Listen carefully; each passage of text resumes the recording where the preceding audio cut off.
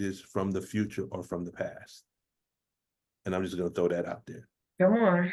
Okay. Because really what we need to do is we need, in the words of the Honorable Minister Louis Farrakhan, we need to expand the diameter of our thinking.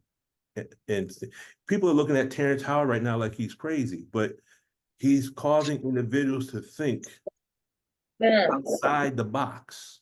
Mm-hmm. And there are some that say he's crazy, but if I, you know, because we get into these conversations at work, you know, some people say he's crazy. I'm saying, well, what is it that he's saying that you think is crazy? Because if you're not even studying, then everything looks crazy. Mm-hmm. Okay. Yeah. But what he's doing is he's thinking outside the box we've been confined in with Western civilization and education. Right. And the enemy never wanted us to get outside of his education. Come on. Because, and I heard the minister say this, but I'm paraphrasing. I can't remember exactly how he said it, but it's along the lines of this: their wisdom is limited, and now their problems have surpassed their solutions, and that's why they can't fix anything. Mm. Right. And they stole a brother idea. Not to cut you over, Luke Mom, but I'm driving, can't raise my hand. They stole Terrence Howard idea concerning bringing, you know, the video games with the Oculus, bringing reality into reality, or that reality into this reality. Mm-hmm. He was talking about it on YouTube, and he made a patent for the idea. And they drew out the patent. Mm-hmm. And he was saying they're using his idea, but his patent is like on the first page. And they drew out his idea. He said he can't be paid for another 9 or 17 years, something like that. Mm-hmm. For his idea, they stole his idea. Mm-hmm. The brother's amazing. Mm.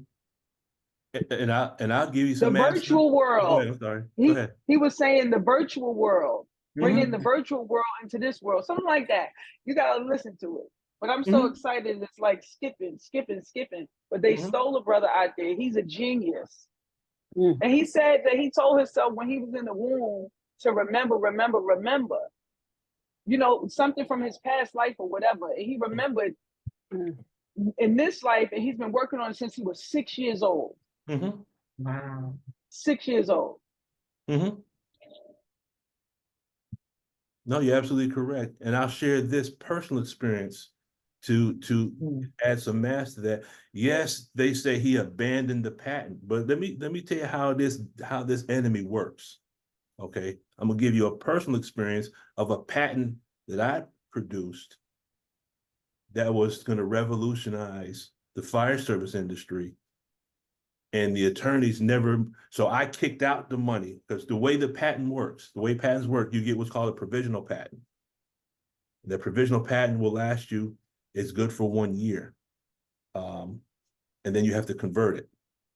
But to convert it, you got to kick out a lot of money. And if you don't kick out a lot of money through the attorneys, then what happens is other people can take that idea. That's number one. Number two, your patent only is good for 25 years. And once the 25 years is up, other people can benefit off of your patent. Does that make sense? Didn't know that. Yes, sir. No, I'm saying exactly from experience. I'm not going based on what I heard. I'm telling you personal experience of what actually happened to me with regards to patents.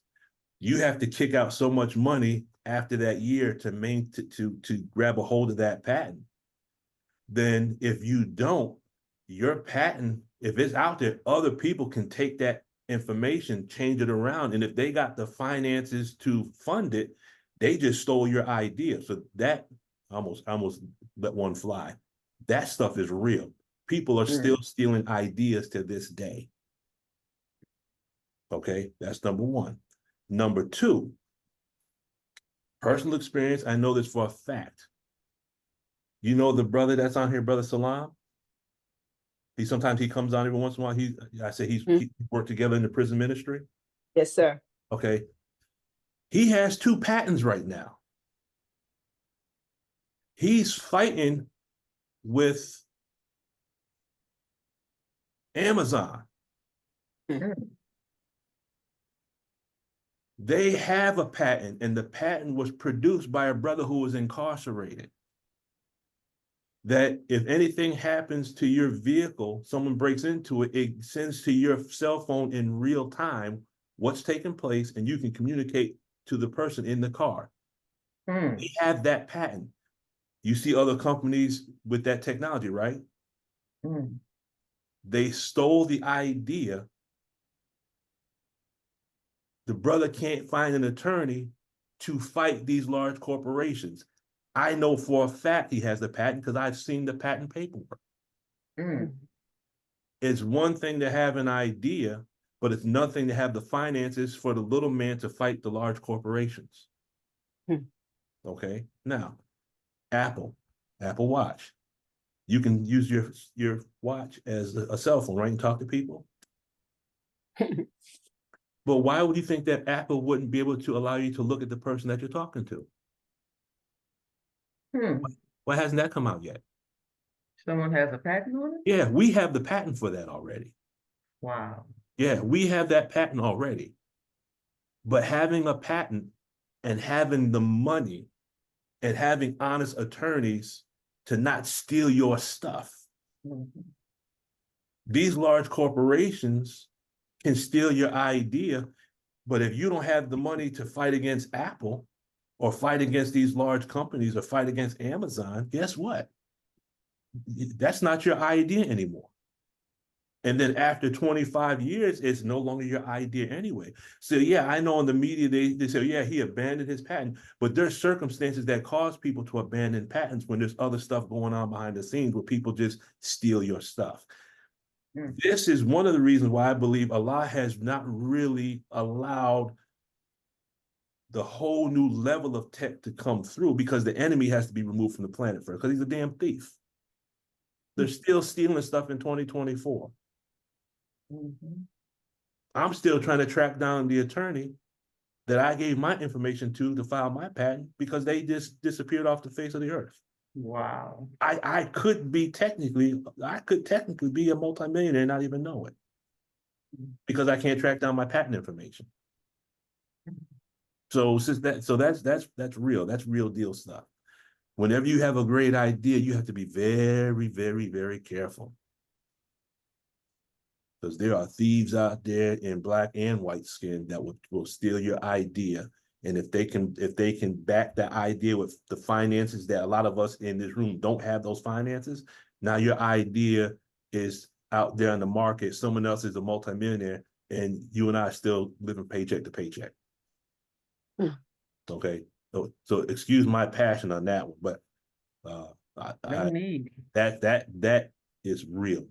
Okay, Sister Anya, I'm sorry. Go ahead. Yes, sir. I had some comments to make about the number 11, but I first wanted to ask, you mentioned, I'm trying to see if you're saying Terrence Howard. What is it? Are you talking about the actor? Yes. And okay, so I haven't heard anything about that. So what is he saying? Oh, he's saying that this whole VR technology is something he came up with. But Google Terrence Howard and inventions, and you'll see a lot of information come up of things that he's come out with that I just thought he was a damn actor. But no, this brother, with what he's presenting, he's brilliant. It's just that it hasn't been made public until now. Okay. Okay. He's got a whole new concept of a flying machine that's totally different than what we have right now, that can fly in multiple directions and go in multiple directions. Oh, you got to see it. It's just, you got to see it. Okay. All right. Yes, sir. Okay. Okay. So, back to the number 11. That's what numbers in general play a big part in how I look at things, how I understand things. but in particular, the number 11, to the point that just when I listen to Sister Sharon describing what she's going through with all these different dreams and experiences that she's having, that happened to me years ago, in particular with the number 11 and different series of numbers that would add to 11, would be a multiple of 11. It would be on the clock, it would be on receipts, it just everywhere. It would pop out in what I was reading, the page number, the surahs, and it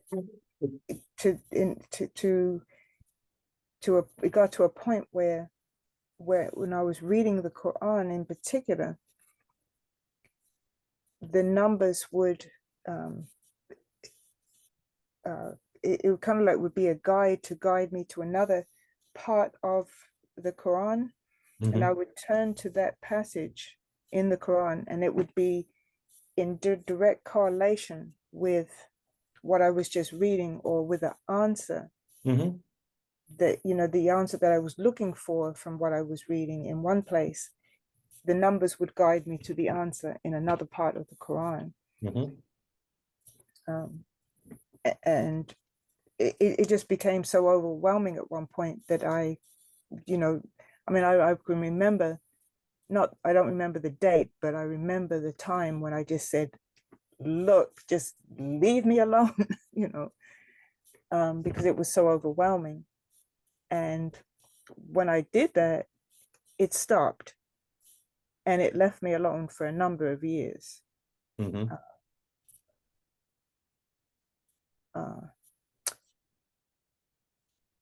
But I always had been very much in tune with the vibration of Mother Dianetics' studies and her words. And this was, I'm talking about in the early 80s, when I first came in the nation. And back then, most people, when they thought that Mother Dianetic was awesome, but it was just as if it just went over their head. It's like, they would say that they really didn't understand. But I never felt that way. I always felt very much in tune with what she said, and very much guided by the studies that she did. And I've always seen the number 11 in connection with the Honorable Minister Louis Farrakhan. And I see the number 11 as in the form of awakening. I notice in my practice of various things, whether it's mental exercises, spiritual studies, or physical, whatever, that once I get to my 11th day of focused practice, no matter what the subject is, that I start really, it's like I go to another level once I get to that 11th day. I feel myself being much more in tune with what I'm doing, and it becomes like an awakening period of realization, where I go deeper into the study. And so for me, it has become a point of confirmation. It acts like a gateway, a portal, a point of illumination. It's quite, and then as you said earlier, synchronicity. So it often comes up for me as a point of, like I said, confirmation that I'm where I'm looking, or the way I'm looking at a thing is I'm on the right path. Or if I'm questioning which direction, it will come up in a way to say this it's like a guide. And so I think of the fact that Minister Farrakhan has all of these 11s in his life, whether it's actually the number 11 itself or multiples of 11. And since you mentioned multiverse, you know, that again, that's taking you into, it's like, it is like a gateway into another dimension in our thinking, in our understanding. It takes us through a portal of the unknown into a deeper level of knowing. And each letter, each number, and which we're told, you know, in problem 13, right? It gives us the study of the letters and the numbers, but each letter, each number has its own vibratory rate. And so each one carries its own significance. So what I've found too is, I haven't explored it all to give an exact level of what it means. And I do believe that for each person, what it means to me may not be exactly what it means for you. It would have the general, let's just say if it's coming as confirmation, okay, so that number would have a different, is confirming something different for me than it is for the next person. But let's say if the number appears to you with the vibration of an 8th and 3, which adds to 11, right? So that may be carrying a different vibratory message for you than if the number appears to you as 7 and 4, which is also 11. So it carries that general vibration of 11, but it appears in different forms because it's carrying a different message or a different, it's guiding us to some, in a certain way. But I say all of that with Minister Farrakhan being the focal point, because the minister is a guide for us in this time.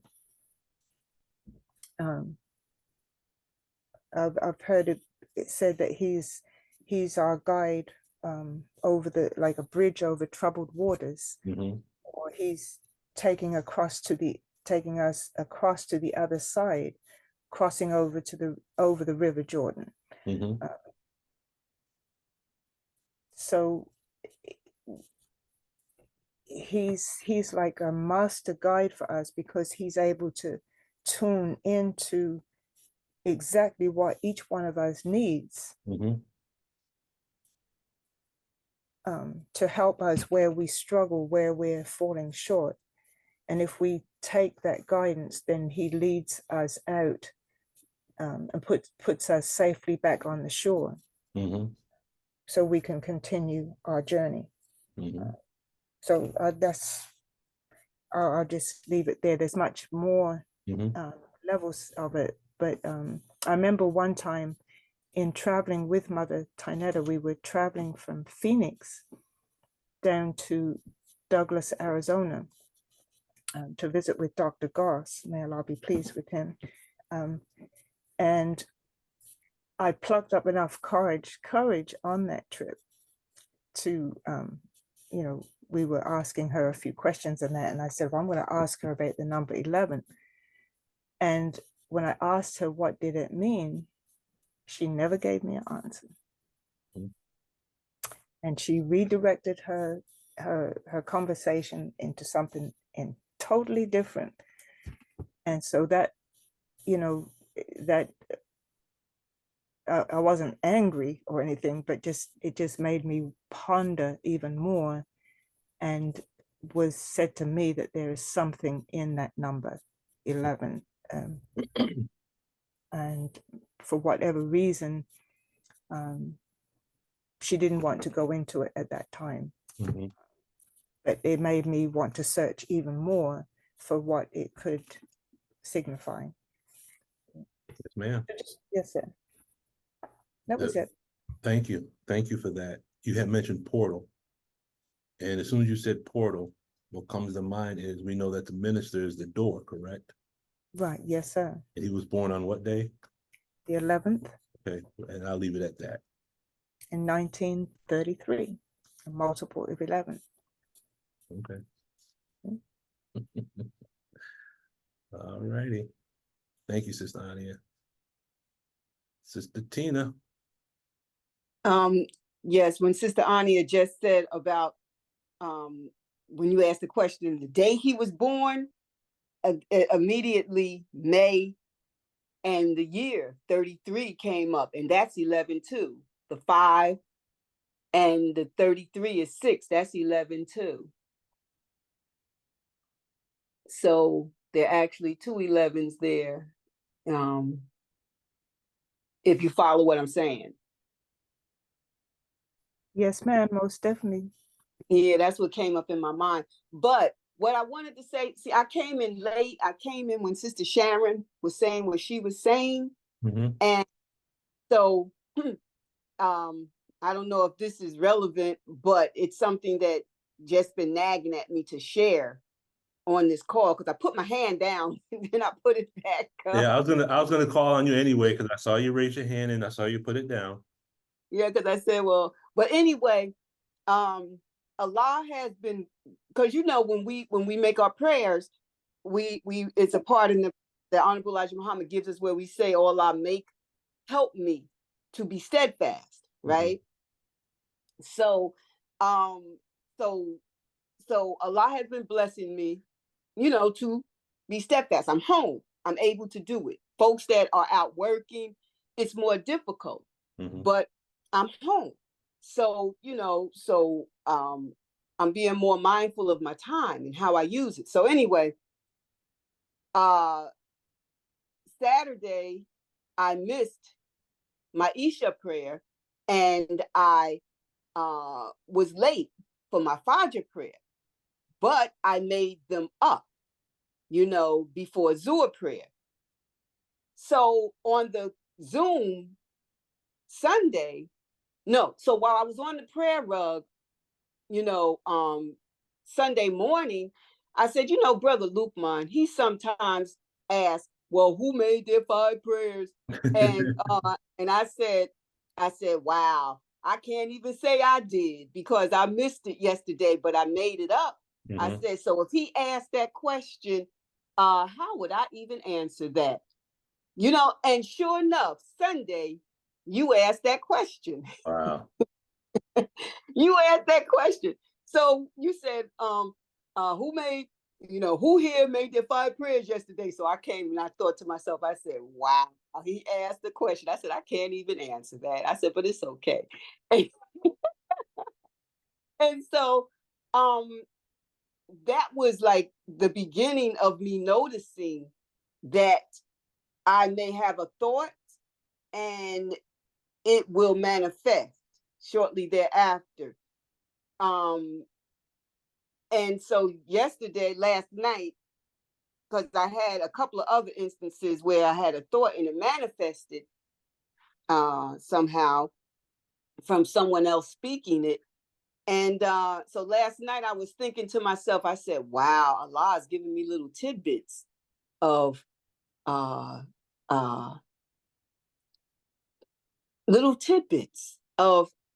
his power, you know, of not like the minister, of course, but little tidbits, just bitsy little something. So that's what Sister Sharon's comment made me think about. So I just wanted to share that. Well, thank you, Sister Tina. Thank you, Sister Tina. Everything that everyone has to share is something that someone else needs to hear. That might be a communication for someone else. Never know. Yes. So thank you, Sister Tina. Yes, sir. Yeah, okay, live and direct from the Mother Plane, we have Sister Angela. Thank you, Pilot. Assalamu alaikum. Assalamu alaikum and happy Savior's Day. Happy Savior's Day. Praise be to Allah. Okay, so I think I'm trying to interconnect everything that's going through my head right now. I think I'll start with, oh goodness, point number 11, because we usually think of point number 12 all the time. So I'll read it. So point number 11 in what the Muslims believe, and I'm glad to say is what the Muslims, because that's the answer to this problem with the pattern. Because our supreme wisdom states, can the devil fool a Muslim? So what the Muslims believe, point number 11, we believe our women should be respected and protected as the women of other nationalities are respected and protected. Now, I went there because of the talk of number 11, and while Mother Dianetic was brought up, reminded me of a dream I had some years ago, I think when I first came in. And in this dream, Mother Dianetic was talking to me face to face. And she slowly started turning into the Most Honorable Elijah Muhammad right before my eyes. Wow. So it has me thinking about this point being about the women. However, the man of God is styled as a woman. Mm-hmm. And do we think we can see a degree with our physical eye? If a man is a degree above a woman, according to the Holy Quran, is it something that can be detected with our physical eye? Just like looking at those two ones, because they're always represented for me the reflection of God. Mm-hmm. One reflecting another one. Mm-hmm. Going deeper, I think, into Mother Dianetic representing her husband, and some of us saw it, and some of us may have missed it. And then it's all to Allah, because we saw with the Most Honorable Elijah Muhammad, most of our total knowledge of Master Fard Muhammad is by way of the Most Honorable Elijah Muhammad, who became crystallized in his teaching. We see this in the Honorable Minister Louis Farrakhan becoming crystallized in his teaching. Sometimes it's scary when he mimics the Most Honorable Elijah Muhammad, because he sounds so much like him. Mm-hmm. You would think he was right there in the same room with us. Mm-hmm. So I believe it's all a culmination of these things and being given glimpses into the mind of God. Mm-hmm. Whereas Brother Jabril was speaking on mathematics, and I just watched Self First, Brother Lukman, all 3 parts last week.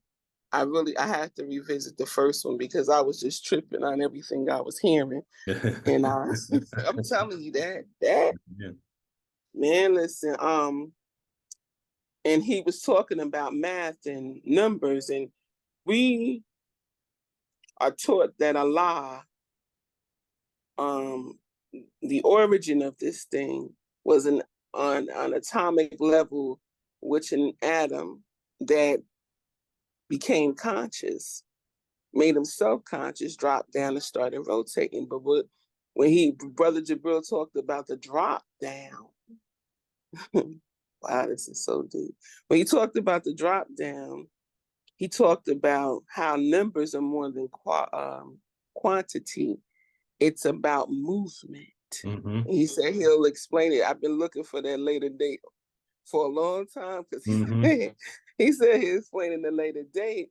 But it brings me to study guide number 18. Mm-hmm. Number 18, talking about the bird or the phoenix, it asks you what motion does it make before it flies. And most people say it goes up, but no, it goes down.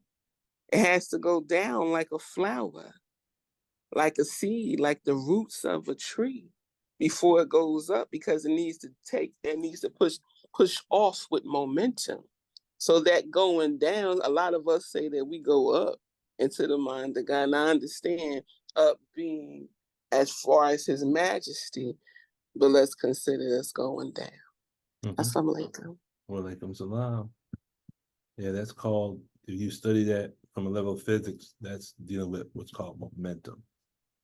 You go down to build up the momentum to go up, correct? Yes, sir. Right.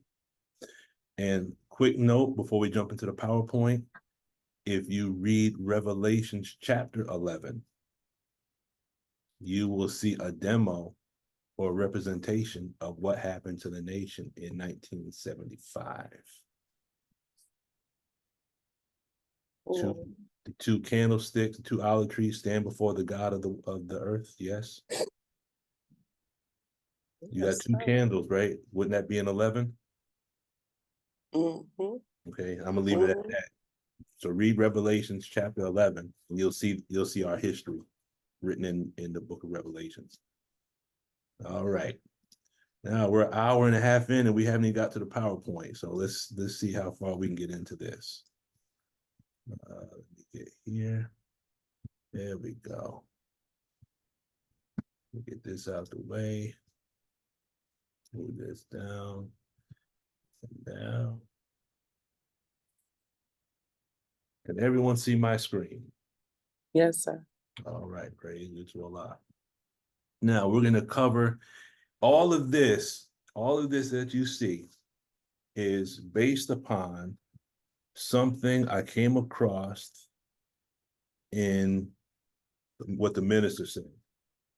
And at first I was kicking myself in the behind thinking, how did I miss this when I listened to this many, many years ago? But then I realized that we're listening to the wisdom that we already have in a new unit of time, as Sister Angela always says, correct?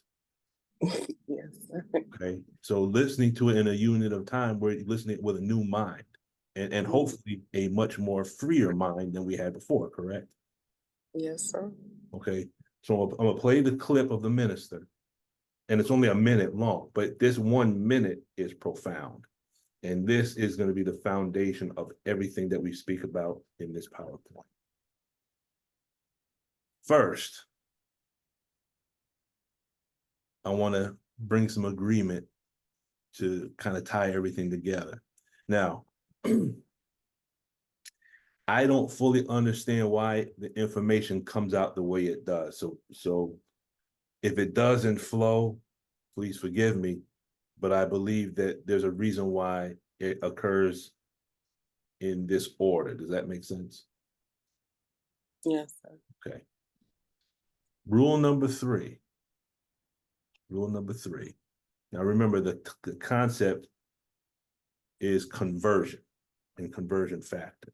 Converting something into something else to get a greater understanding, correct? So rule number three says, what is meant by the laborer's answers to all lessons in the past, present, and future being perfect, as that we must know and be able to prove at all times to the new converts that the lessons that our Savior Allah gave us to study and learn is the fulfillment. Let me say that with emphasis.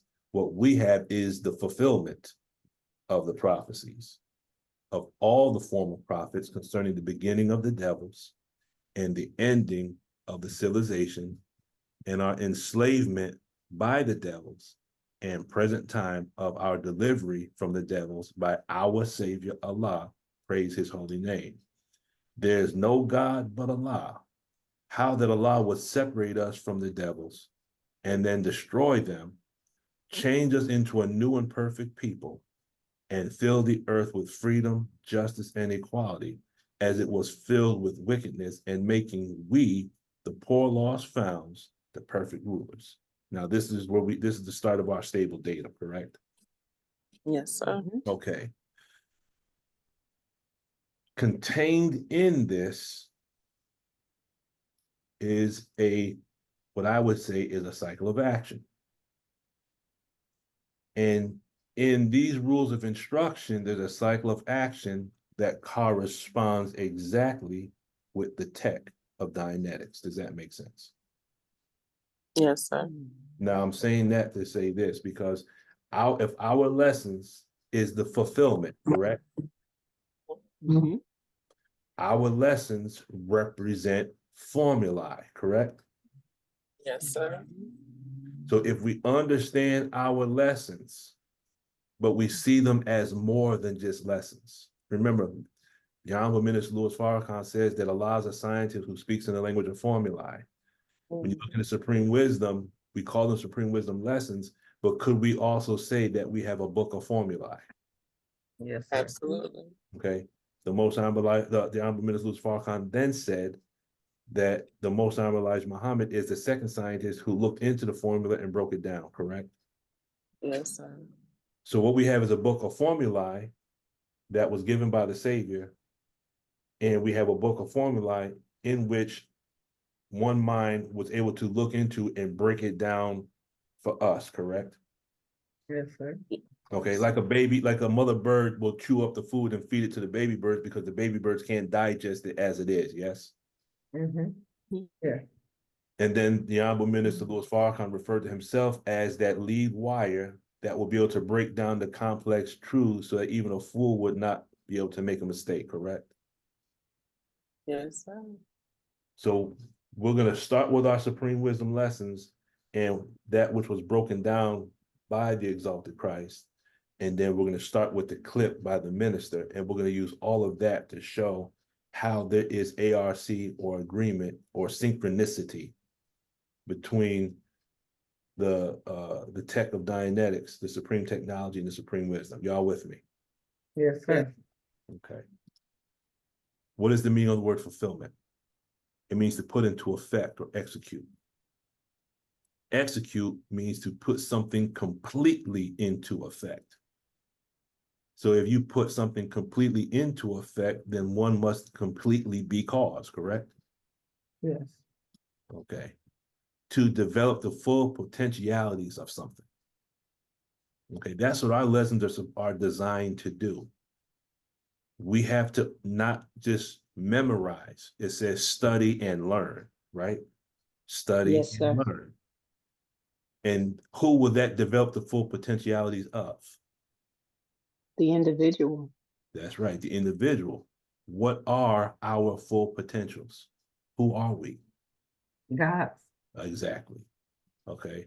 So memorization of the lesson is not going to make us God.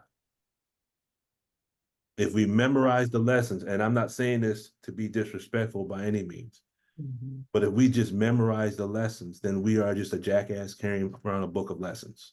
Because when the jackass comes back down from the top of the mountain, what is it? It's just a jackass carrying a book, right? Yeah. The jackass might be a little more intelligent because it's the lessons. But again, I'm not saying this in a disrespectful way. I'm saying this, we have to do more than memorize the lessons. Yes, sir. Okay. I'm saying this for those that might listen on YouTube and say, Brother Lukman is calling the believers jackasses. That's not what I'm saying. No, sir. So there's going to be some SPs and PTSs out there somewhere that are going to do what they got to do. Anyway, it means to convert into reality. Okay. To bring into the final stage. That means everything before this was not the final stage, correct? Right. Okay. The synonyms are to carry out, to compass. So the supreme wisdom lessons could be a conversion factor between the supreme technology and our Islam. Can we at least start with that posture? Absolutely. Okay. Remember, conversion factors are equations. Okay. So where's the cycle of action? So if you look at rule number 3, you'll see these steps in the cycle. You have the beginning of devils, correct? Yes, sir. Then you have the enslavement by the devils.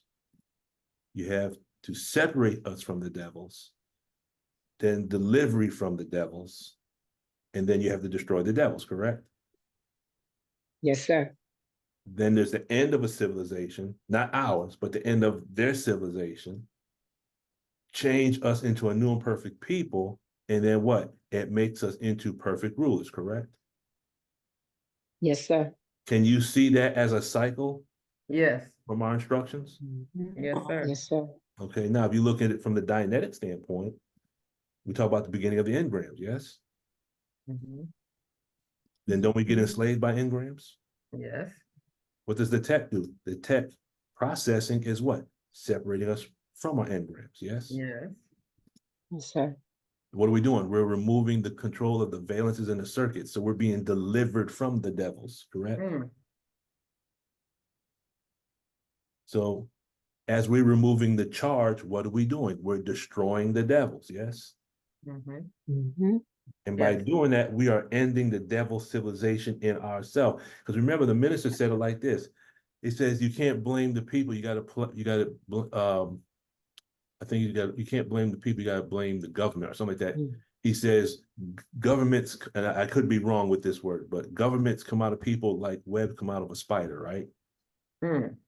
So the devil civilization doesn't exist out of a vacuum. It is the byproduct of a devilish mind that produces the devilish civilization, yes? Yes. Yes, sir. So in processing, what's taking place is we're removing the devil civilization from ourselves so that the devil civilization is coming to an end, correct? Yes, And sir. then it does what? It changes us into what? A new and A perfect. new and perfect people. And that is necessary to do what? To prepare us for rulership. Luxury, money, good homes, and friendships in all walks of life, yes? Yes, sir. Some of us would love to have $1 million right now, but we're not mentally responsible enough to handle that. We would like to test the water and try it to see if we are. But if we were to receive a large amount of money right now, that money could destroy us because we're not clear yet. Yes, sir. Okay, we would like to say, oh, if I had that much money, I would, I would do, okay. It's easy to say it when you don't have it. Okay. But if we're honest with ourselves, we're ready for the luxury money and we're ready for that on one level, but on another level, we may not be mature enough to handle that yet. Does that make sense? Yes, sir. Okay. Sister Patricia, do you think you could handle a large factory and be a manager of a factory with 1,000 workers and 1,000 sewing machines? Ooh. That's kind of like a pleasure moment. Yes. So it's something, it's something to postulate, right? Absolutely. There's nothing wrong with postulating it, but where you are right now, do you think you are spiritually and mentally ready to handle something on that large of a scale? Not quite yet. Okay. Doesn't mean that you can't do it. It just means Right. we have to grow in a gradient Yes. in order to handle big things, right? If you go into study guide number 2, I think that's one of the main things. We have to build the human potential, correct? Yes, sir. That's why you start out with 1 sewing machine and then you master that. You might get 2, you might get 3. Then the work gets a little hard. So you might hire someone to assist and work increases. So now you can get 5 sewing machines. You're doing 1. Now so you can start hiring workers. So it grows on a gradient where you can learn everything that's needed to know to manage that as it grows, correct? Yes, sir. And then eventually you have a whole warehouse. You're in the office. You ain't sewing no more. But you have a Eastern regional manager. You have a Southern regional manager. Yes, sir. Okay, that's what I'm talking about, right, Sister Patricia? Okay. And that is for all of us. Okay. Now, the timestamp on this video is 1 hour and 7 minutes, and it's only 1 minute long. Okay. And so what I did was the key point that minister makes, I transcribed it on the left so we can only hear it, but we can see it. And this is the foundation. Incredible jewel here that I missed before. Okay. Okay, so let me get to where we gotta go. We gotta go here. Now, in the earth, there's a voice and there's a counter voice. Now, let me stop here for a minute. The reason why I put this part, he talks about the voice and the counter voice, right? In the earth. Yes, sir. How we line that up with the tech is the voice is the self-accusing spirit, right? Yeah. The counter voice is the whispering of the slinking devil, right? Yes. And the earth, could we say that that's the meshed body? Yes.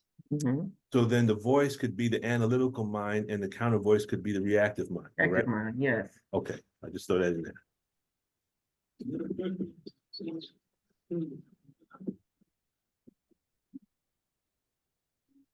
This is all natural. Ain't got nothing to do with Bible or Quran. But what happens is what God has so wonderfully done through the prophets, he took the drama that is played out on the inside of your bodies and he gives them names and character. He gives it a drama and plays it out in the stories of the Bible, but you can't read the story and say, oh, I'm reading Cain and Abel. Oh, there's some cat named Cain, hitting his brother named Abel. But you are not able to look inside and see how that drama is played out. I'd like to show you an example of Cain and Abel inside his house. Okay, now, why is that key? Based on what he just said, he's saying that the stories of the Bible are an allegorical representation. I'll just put it in my own words, an allegorical representation of internal processes that are taking place within us. Does that make sense? Yes, sir. Okay. That means if we study the stories of the Bible and we can convert them to processes that take place within the body, then by studying scripture, we can learn about biology, correct? If we study biology, we can understand scripture, right? Yes. At the root of biology is mathematics, right? Yes, Yes, sir. sir. So if we study our Islam, we can understand mathematics. And if we study mathematics, we can understand Islam, yes? Yes, sir. If we study biology, we can understand Islam. And if we study Islam, we can understand biology. That would be called a biological theology, correct? Yes. Yes, sir. Do you think that this only applies to the Bible, or is it possible that if we understand the stories of the Holy Quran, the stories in the Holy Quran also represents an allegorical representation of the internal processes that are taking place within us? Yes. Everyone with me? Yes. Yes. And if those two are true, is it possible that the wisdom given to us in our supreme wisdom in our problem book represents an allegorical representation of biological processes that's going on within ourselves? Is this making sense? Yes, sir. This means that as we study our lessons, would we not understand the internal processes taking place within us? Yes. If we study the internal processes taking place within us, would we not get a better understanding of our supreme wisdom? Yes. So everyone follows that. That makes total sense, right? Yes, sir. Yes, sir. Yes, sir. See, the beauty is this is a proof of why our supreme wisdom has been written by a superior mind. Because you can take one book that's thin, and if you understand the lessons of it, it can be applied to chemistry, biology, neurochemistry, cytology, astronomy, quantum physics, trigonometry, calculus, cardiology. One book can be studied to open up our insight into all things. Does that, I mean, I get goosebumps just thinking, but does that make sense? Yes, sir. Yes, sir. Okay, go ahead, Sister Peggy. my question about the supreme wisdom, Mm-hmm. and I'm thinking of the one about let's see, the brother when he, let's see, the problem book, problem number 1. Mm-hmm. Okay, so I was talking to my son, and we were trying to figure out maybe that why his pulse beat was only 78. That does not indicate that there is a problem physically. Mm-hmm. But we were talking about Surah 78 and how that could be a warning. 78 is a warning number, and it killed him in 45 years because from the time the messenger met Master Farad Muhammad until the times that Imam Waruddin Muhammad took his picture down in temple number 2, that was 45 years. Ooh. So could that mean a warning? So it could be a warning that the teachings are going to be gone in 45 years. But what I'm trying to find out is, could it mean different things at different times? Because in the first term, they may not have understood that. Mm-hmm. But by the time we come, we could understand it that way. Well, I would answer your question like this, Sister Peggy. As each one of us is studying our Supreme Wisdom lessons, we are building a mother plane. Does that make sense? Okay. If you clear the word plane in of itself means a level of consciousness or thinking. And if you look at the word mother is that which reproduces or produces offspring. Okay. So if you take the manufacturing of the mother plane literally, where each scientist was in a different location building different parts, and then those parts were brought together at a certain time, then we can possibly look at that as like a demo kit to explain that each one of us that are in this Zoom meeting, when we're not on a Zoom meeting, each one of us are in different parts of the US, correct? Yes. And we're studying based on our level of understanding, okay? Sister Peggy used to work in the operating room dealing with heart surgery. Is that correct, Sister Peggy? I mean, among other things, but. Not operating room, I was a cardiology nurse. Okay, so you were assisting. In other words, the doctors couldn't do it unless you were there. Generally. Yeah, let's just call it what it is. So you assisted. So in my eyes, you were part of that. Okay. Then you have other believers that are in this Zoom meeting and they have their own specialized backgrounds, right?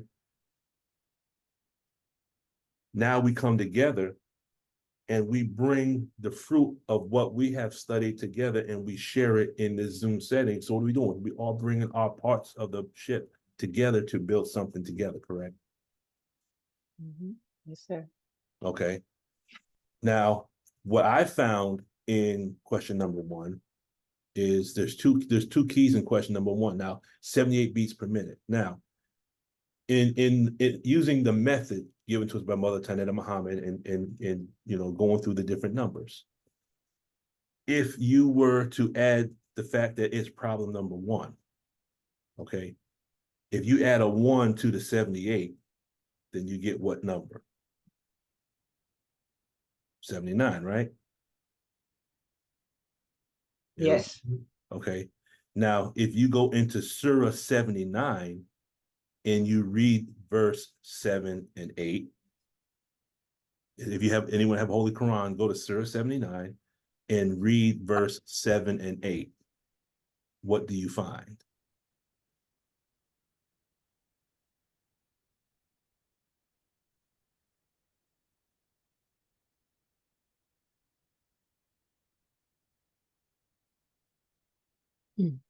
Who's got it? I got the book. I'm trying to find it. Okay.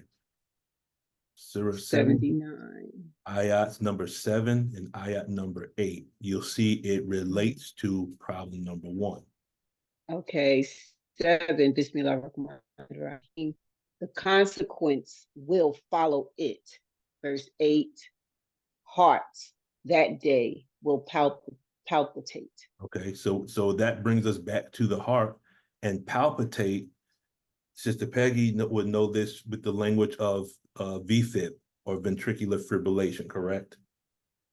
Palpitate is an uncontrollable method. The heart is going through the motions, but because the mathematics of the heart is off, it's going through the work, but it's not pumping any blood, correct? Correct. Okay, it's like some of us, like hamsters in a hamster's wheel, we're doing all this work, but we're getting nothing accomplished, correct? Right. And then it goes back to something Sister Peggy shared with us a couple of months ago. I can't remember the name of it. It was a Japanese word, but it's like you get scared, something happens so suddenly that it causes your heart to kind of shut off. What was that? Super cardiomyopathy. Thank you. Okay. So that's the fancy word for palpitate. And it ties into problem number 1. Everyone with me? Yes. Okay. Yes, sir. So remember, this is Wednesday. So Wednesday, we deal with science and physics and mathematics, and we blend it all together with the text. Okay. So does everyone understand this key point here given to us by the minister, that the scripture, the Bible, as he stated, the Bible, the stories represent processes that take place within us. Do we understand that? That's a key right there. Do we understand that? Yes, sir. Okay. And all I'm saying is, if that's the case, then if the science of if our mind is a process taking place within us, L. Ron Hubbard was able to extract the mathematics that proves the mind and the mechanics of how it works. All I'm saying is possible that the scriptures of the Bible, as the minister has put it, if the Bible scriptures give us an explanation of internal processes, then it's possible, and I mean, it's more than possible. I believe that the scriptures will also help us to understand the internal processes of the mind. Therefore, the Bible, the Holy Quran, our supreme wisdom, contain the processes that would be in agreement with the tech of Dianetics. Does everyone follow that logic? Yes, sir. Yes, sir. Okay, let's keep it going. So scriptures and demo kits. So there are processes that take place within the body that come under the heading of life sciences. So when we deal with life sciences, we're talking about cardiology, cytology. Cytology is the study of cells, neurochemistry. That's when you deal with neurotransmitters and ACTH, cortisol and epinephrine hormones and all those great things. Give me 1 second. Got it.